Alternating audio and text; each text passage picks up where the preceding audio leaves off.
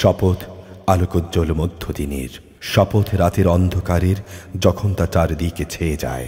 তোমার রব তোমাকে পরিত্যাগ করেননি এবং তিনি তোমার উপর অসন্তুষ্ট হননি।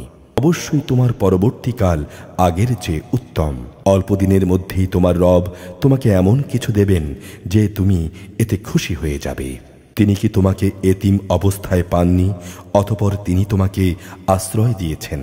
তিনি কি তোমাকে সঠিক পথের সন্ধানে বিব্রত অবস্থায় পাননি, অতঃপর তিনি তোমাকে সঠিক পথের সন্ধান দিয়েছেন?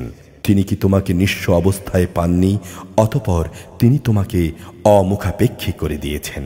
অতএব তুমি কখনো এতিমদের উপর জুলুম করো না, কোনো প্রার্থীকে কোনো সময় ধমক দিও না।